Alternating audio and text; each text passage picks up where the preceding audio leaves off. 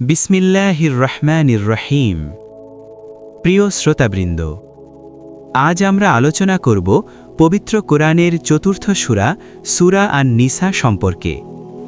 এই সূরাটি মূলত একটি সমাজ ও পরিবার গঠনের সূরা, যেখানে আল্লাহ তাআলা ন্যায় বিচার, মানবিকতা ও দায়িত্ববোধের শিক্ষা দিয়েছেন। সূরা আন-নিসা মদিনায় নাজিল হয়েছে। এতে মোট ১৭৬টি আয়াত রয়েছে।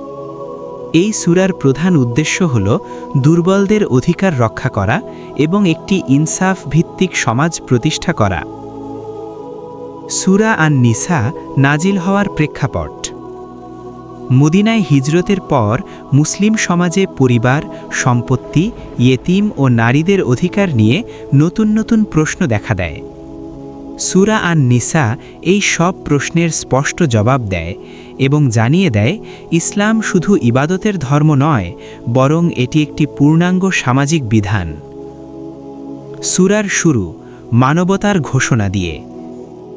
হে মানুষ, তোমরা তোমাদের রবকে ভয় করো, যিনি তোমাদের এক প্রাণ থেকে সৃষ্টি করেছেন। এর মাধ্যমে আল্লাহ জানিয়ে দেন, পুরুষ ও নারী উভয়ই সমান মর্যাদার মানুষ এবং কারো উপর জুলুম করা যাবে না।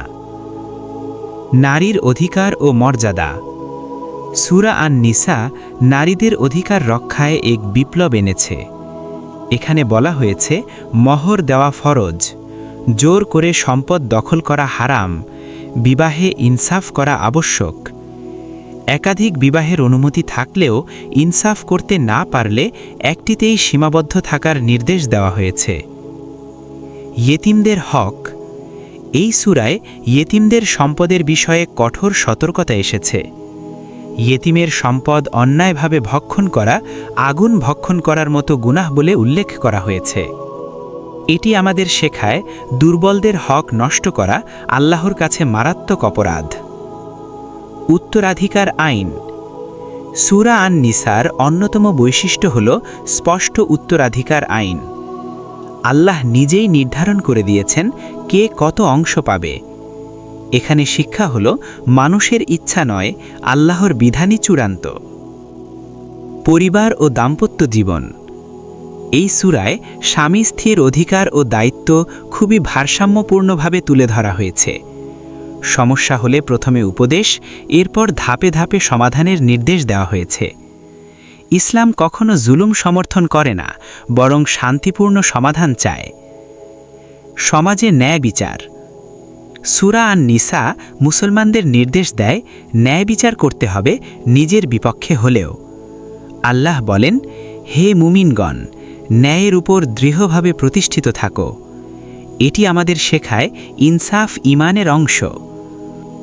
মুনাফিকদের স্বরূপ।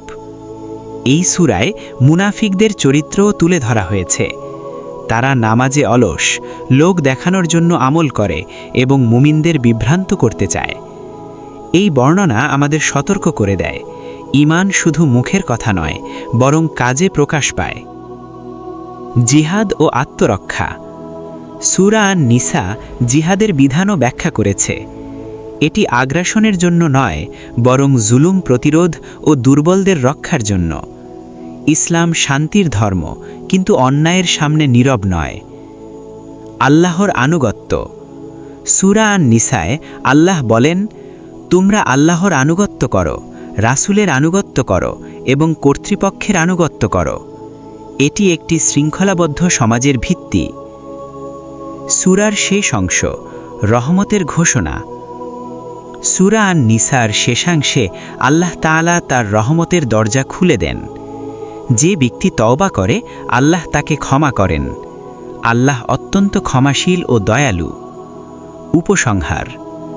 প্রিয় শ্রোতাবৃন্দ, সূরা আন-নিসা আমাদের শেখায় কিভাবে মানবিক সমাজ গড়তে হয়, কিভাবে নারীর সম্মান রক্ষা করতে হয়, কিভাবে ইয়েতিম ও দুর্বলদের অধিকার নিশ্চিত করতে হয় এবং কিভাবে ইনসাফের উপর জীবন দাঁড় করাতে হয়। এই সূরা শুধু পড়ার জন্য নয়, বরং বাস্তব জীবনে প্রয়োগের জন্য নাজিল হয়েছে। আল্লাহ তাআলা আমাদের সবাইকে সূরা আন-নিসার শিক্ষা অনুযায়ী জীবন গড়ার তৌফিক দান করুন। আমিন।